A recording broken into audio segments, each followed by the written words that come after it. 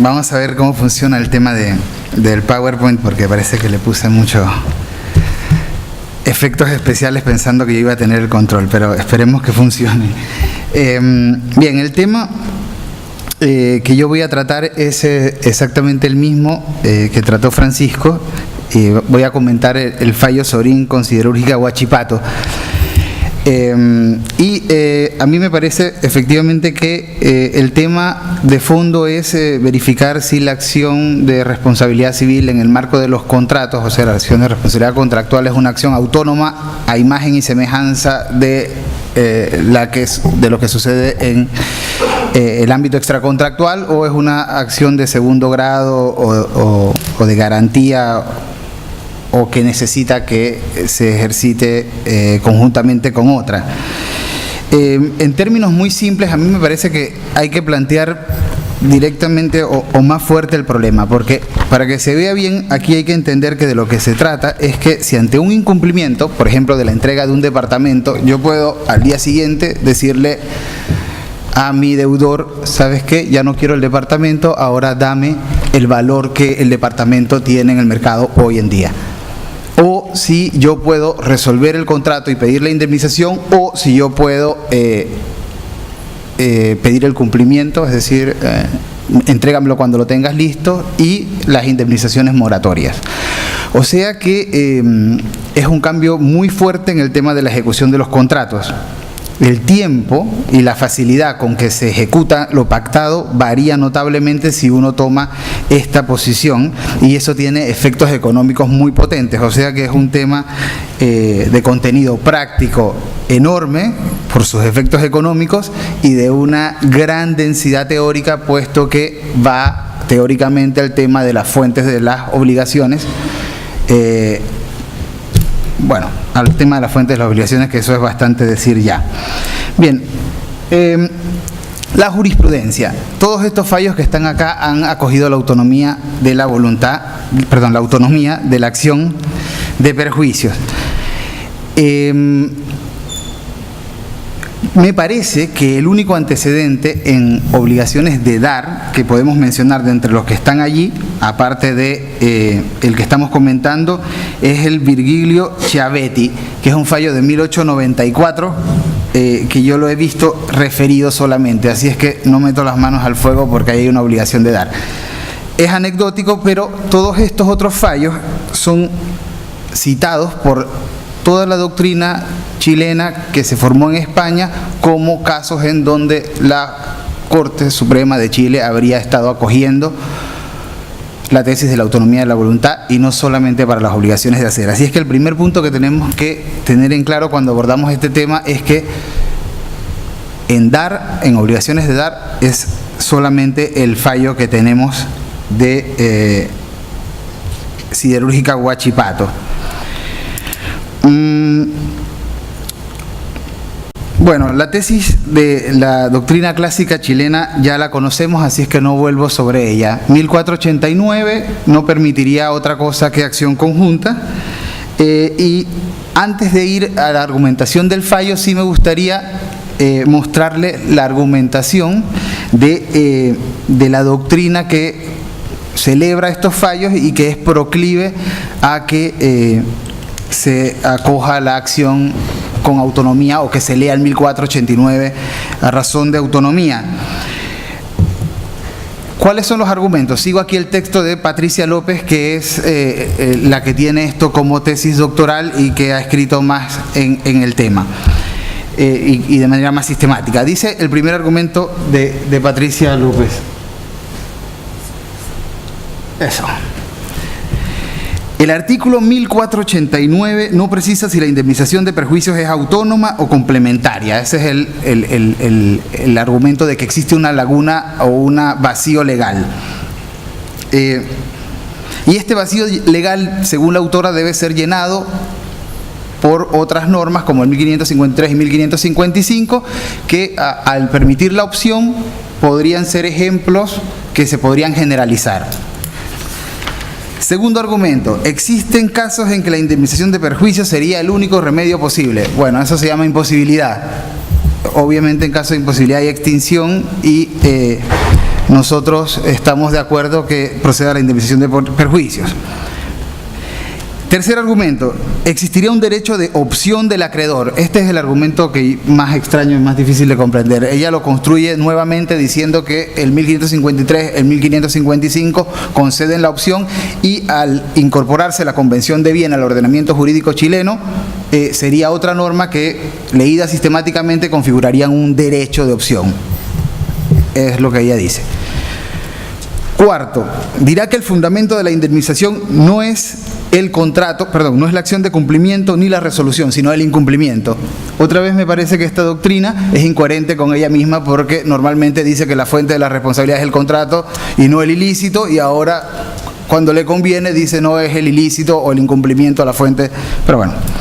Y por último dirá que la finalidad de la indemnización es la reparación integral y que solo se alcanzaría esta con la indemnización de perjuicios. En realidad no voy a comentar cada uno de estos argumentos, pero me parecen bastante débiles todos, sobre todo porque esta doctrina además parte criticando el análisis exegético que hace la doctrina chilena clásica para llegar a decir no se puede, y ella lo que hace es otro análisis exegético de sentido contrario y peor. Entonces, no me parece una tesis atendible. Como veremos enseguida, salvo el argumento que está en la primera, la del vacío legal y de las normas integradoras, que cita el 1590, el fallo redactado por Jorge Barahona argumenta diferente, introduce una vía argumentativa diferente. Y eso es lo que quiero que analicemos en la siguiente diapositiva. No les voy a leer la argumentación, Francisco ya lo dijo, está en el considerando 9 y en el considerando 10 del fallo. Exactamente. Y estructuralmente la argumentación se arma de la siguiente manera. En el considerando 9 se plantea el problema en unos términos bastante simpáticos. Dice, parece indicar que tal acción no es autónoma. Eso dice el redactor. Dice, 1489 parece que no hay autonomía.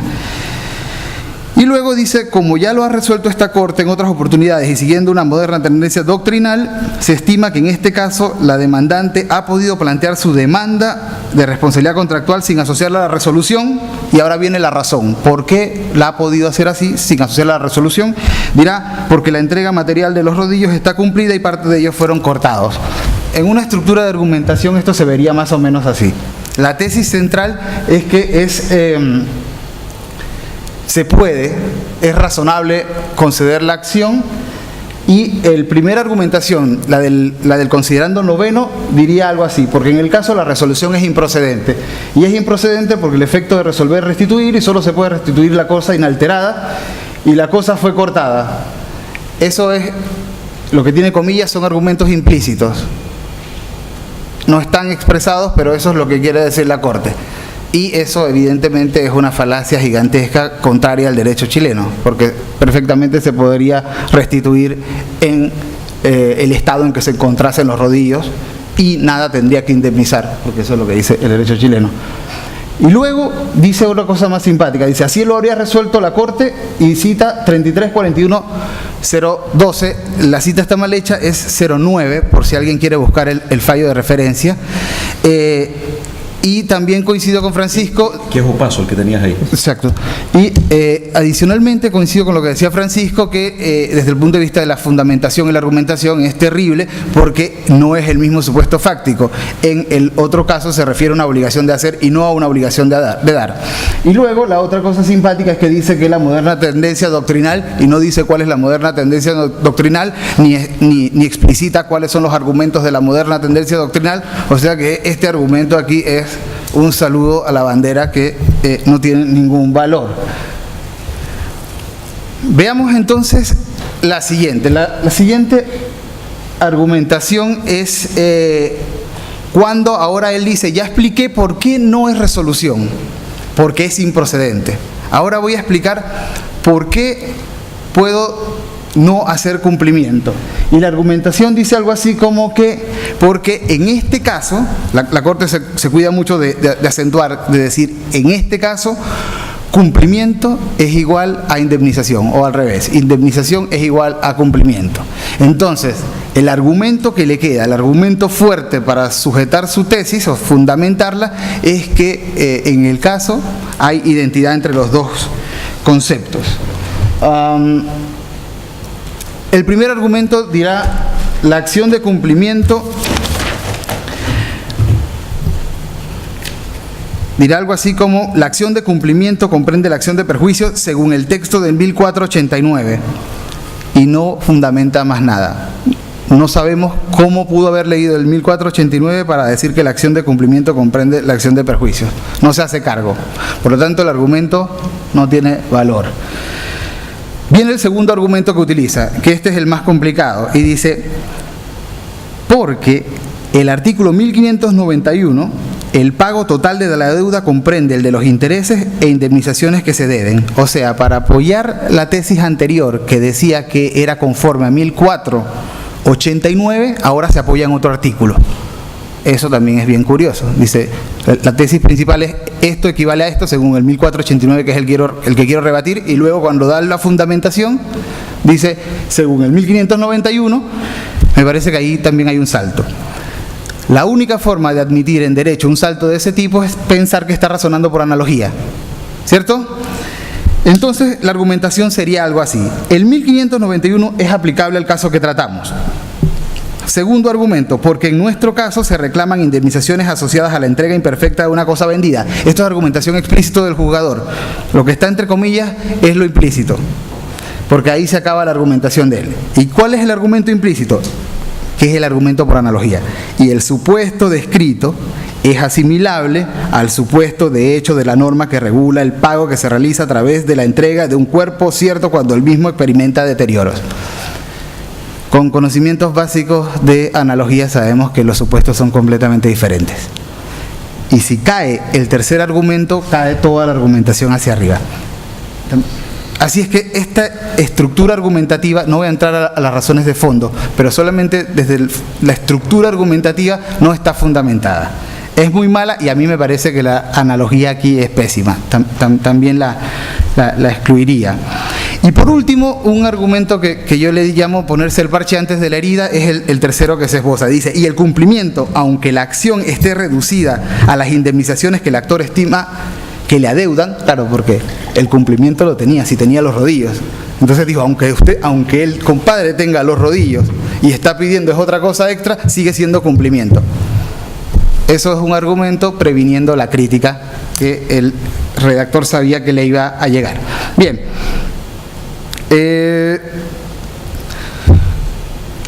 Voy a ir terminando. Yo creo, bueno, ya habrá quedado clara que la fundamentación no es buena.